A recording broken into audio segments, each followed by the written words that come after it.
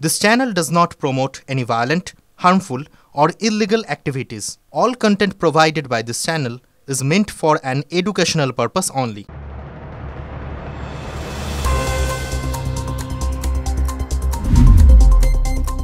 SIR চলাকালীন drain থেকে উদ্ধার একাধিক ভোটার কার্ড। নদিয়ার নবদ্বীপে প্রতাপনগর হাসপাতাল রোডের পরিত্যক্ত এলাকা থেকে বিপুল পরিমাণ ভোটার কার্ড উদ্ধারকে কেন্দ্র করে ছড়ালো চাঞ্চল্য। ঘটনাস্থলে পৌঁছে পুলিশ উদ্ধার হওয়া কার্ডগুলির সত্যতা যাচাই শুরু করেছে। স্থানীয় বাসিন্দাদের দাবি, কার্ডগুলোর নাম ঠিকানা এলাকার বাসিন্দাদের সঙ্গে মিলে গেলেও সংশ্লিষ্ট ব্যক্তিদের কাছে তাদের আসল ভোটার কার্ড ঘরেই রয়েছে। ফলে একই নামের নকল বা অতিরিক্ত কার্ড কিভাবে রাস্তায় এলো তা নিয়ে উঠছে গুরুতর প্রশ্ন। ৮-১০ জনকে আমি চিনি মোটামুটি, এবং ব্যক্তিগতভাবে তাদের বাড়ি টাড়ি সবই চিনি। কোনো মৃত ব্যক্তি নেই। মৃত ব্যক্তি দশরথ সাহা বলে একজনের ভোটার কার্ড রয়েছে। সে আমি দশরথ সাহা বলে একজনকে চিনি, এই গলিতে বাড়ি, চিনতাম আর কি। তিনি মারা গেছেন অনেকদিন আগে। এই সম্বন্ধে কোনো আইডিয়া নেই। এখানে ভোটার কার্ড পড়ে রয়েছে, আমি দেখলাম, দেখে এই কজনকে চিনি, তাই বললাম। কে ফেলে গেছে, কারা ফেলে গেছে, কোনো আইডিয়া নেই। সেটা প্রশাসন দেখবে। অসংখ্য ভোটার কার্ড পড়ে রয়েছে, যেগুলো লোকাল এলাকার। এখানে মাথাপুর রোড লেখা রয়েছে, এখানে তোমার গঙ্গানগর লেখা রয়েছে। এরকম প্রচুর কার্ড, শতাধিক কার্ড এখানে পড়ে রয়েছে। তো বর্তমানে আপনারা জানেন এসআইআর চলছে।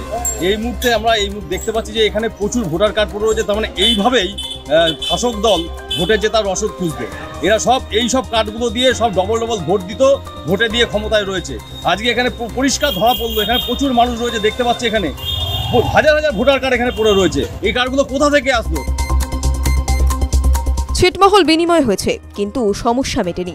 এসআইআর আবহে বাংলাদেশ সীমান্তের ছিটমহলের বাসিন্দাদের নিয়ে উদ্বেগে উত্তরবঙ্গের উন্নয়ন মন্ত্রী উদয়ন গুহ। মন্ত্রীর দাবি, তার বিধানসভা দিনহাটায় সবচেয়ে বেশি ছিটমহল রয়েছে। সেখানকার বাসিন্দাদের ভোটাধিকার প্রয়োগে এখনো পর্যন্ত জাতীয় নির্বাচন কমিশন লিখিতভাবে কিছুই জানায়নি।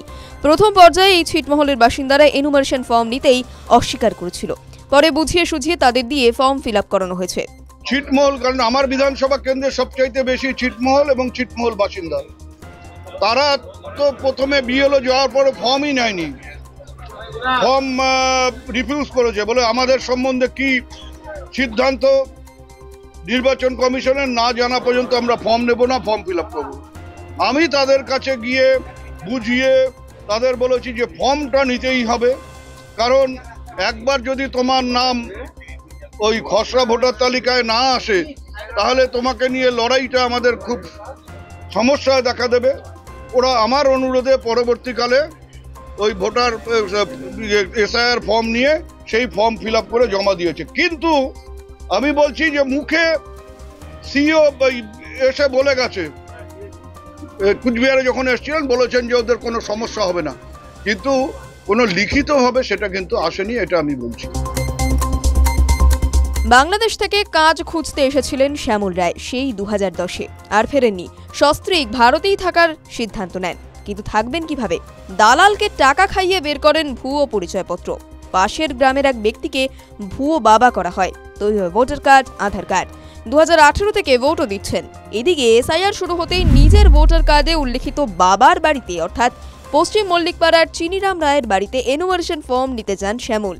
যেতেই গ্রামবাসীরা ঘিরে ধরে।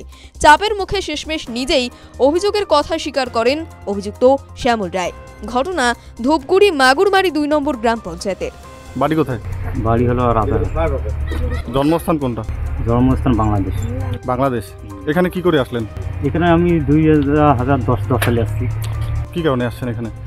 এখানে আসি ওই সময় আর কি ভালো, আমাদের ইন্ডিয়া দেখার জন্য আসছিলাম, কারণ আমাদের হিন্দু এইখানে বেশি। এইখানে বাংলাদেশ থেকে আমরা বলি যে আমাদের ইন্ডিয়া, আমাদের হিন্দুরা দিত। এই জন্য আমরা বৈধভাবে আসছেন না অবৈধভাবে? অবৈধভাবে আসছি। তখন থেকে এখানেই আছেন? তখন থেকে এইখানে আছি। এসআইআর এর ফর্ম আসার পরে আমরা জানতে পারলাম যে উনি নাকি কোনো কারণে উনি বাংলাদেশ থেকে এসেছেন, এবং কোনো কারণে কোনো এক ব্যক্তি তাকে ভোটার কার্ড বানিয়ে দিয়েছে। তাই বাসিন্দা একজন আছেন চিনিরাম রায়, ঠিক আছে, এবং তার স্ত্রী, তাকে মা বাবা বানিয়ে তারা ভোটার কার্ড বানিয়ে দিয়েছে। কিন্তু এরা অথচ জানে না যে ওরা ওই ব্যক্তির মা বাবা। 2002 সালের ভোটার তালিকায় নাম রয়েছে। 2021-এর বিধানসভা নির্বাচনে ভোট দিয়েছেন 2024-এর লোকসভা নির্বাচনেও। অথচ 2025-এর তালিকায় নাম থাকলেও নামের পাশে লেখা রয়েছে ডিলিটেড। আসেনি এনুমারেশন ফর্ম। ফলে চরম আতঙ্কে রয়েছেন দুর্গাপুর পশ্চিম বিধানসভার ৮০ নম্বর বুথের রঞ্জিত দে এবং স্ত্রী মুন্নি দে। তাদের ছেলে নাবালক, তার ভবিষ্যৎ নিয়ে ঘোর দুশ্চিন্তায় সকলে। আমরা এসআইআর ফর্ম আমরা ফিল আপ করতে পারিনি, আমাদের কোনো ফর্মই আসেনি আমাদের নামে। তো আমি বুঝতে পারছি না যে এই ঘটনাটা কেন ঘটলো আমাদের জন্য। অবশ্যই আমরা চিন্তার মধ্যে আছি। মানে আমাদের থেকে আরো বেশি চিন্তা লাগছে আমার ছেলের জন্য, যে পরবর্তীকালে ওর কোনো রকম যেন কোনো কিছু অসুবিধা যেন না হয়। আমার এসআর ফর্ম আমি এখনো পর্যন্ত পাইনি। তো বিএলওকে দেখানোর পর ওনারা লিস্ট চেক করে দেখেন, লিস্টের মধ্যে যেটা নামটা আছে, নামটা আমার এবং আমার মিসেসের নামটা ডিলিট, এবং 2021-এ আমি ভোট দিয়েছি এবং 2024-এও আমার ভোট দেওয়া হয়েছে। আমার 14 নম্বর বুথ, আর যে নাম্বার অংশ নম্বর 80 নম্বর বুথে, আর 14 নম্বর ওয়ার্ড পশ্চিম বিধানসভায় আমার দুর্গাপুরে ওল্ডকোট মোড়ে আমি বাসিন্দা। তো চিন্তা মানে আমি চরম চিন্তাতে আছি। এসআইআর এর মধ্যেই ফের বিস্ফোরক বিরোধী দলনেতা শুভেন্দু অধিকারী। বিতর্কের কেন্দ্রবিন্দুতে দক্ষিণ 24 পরগনার ফলতায় মৃতদের নাম তালিকায় রাখতে প্রশাসনকে ব্যবহারের অভিযোগ তৃণমূলের বিরুদ্ধে। নিজের সামাজিক মাধ্যমে এক অডিও ক্লিপ তিনি পোস্ট করছেন। বিরোধী দলনেতার অভিযোগ, ফোন করে ফলতার বিডিও ও এইআরওকে নির্দেশ দিচ্ছেন মৃত্যুর শংসাপত্র ছাড়া কাটা যাবে না ভোটারের নাম। তার আরও অভিযোগ, এদিকে বাড়ি বাড়ি গিয়ে হুমকি দিচ্ছে জাহাঙ্গীর বাহিনী। বিএলওদের হাতে মৃত্যুর শংসাপত্র দিতে বারণ করছে জাহাঙ্গীর বাহিনী। আরও ভয়ঙ্কর অভিযোগ, বিএলওদের বলা হচ্ছে ফর্মগুলি আপলোড না করে আনম্যাপিং করে ছাড়তে। কেন এমন নির্দেশ, সেই প্রশ্ন তুলে পোস্ট করেছেন শুভেন্দু অধিকারী। কিন্তু ওখানে মিটিং এ বলেছে ওই সুব্রত গুপ্ত যে নির্বাচনের পর্যবেক্ষক, বিএলওদের বলেছে যে আপনারা কেন ডেথ কেসগুলো আপনারা ফলতা সার্কেলে দেখাচ্ছেন না কেন? তাহলে ওগুলো কার নির্দেশে অপেক্ষা আপনারা এখনো ডিজিটাইজ করছেন না? আপনি এক্ষুনি ফোনে তুলে দিন, তা না হলে কিন্তু আমি বিএলওদের এগেনস্টে অ্যাকশন নেব। এবার সেইগুলোকে সব মৃতগুলোকে সব তুলে দিচ্ছে তারা। এইবার এই আজকে বিকেল 3টে থেকে কি বলে এইআরও আর বিডিও বলছে যে ফোন করে এমনকি বিডিও পর্যন্ত ফোন করছে, ফোন করে বলছে যে আপনি ডেথ সার্টিফিকেট না পেলে আপনি কি করে তুলবেন? তার বাড়ির লোক যতই লিখে দিচ্ছি আপনি একটাও তুলতে পারবেন না।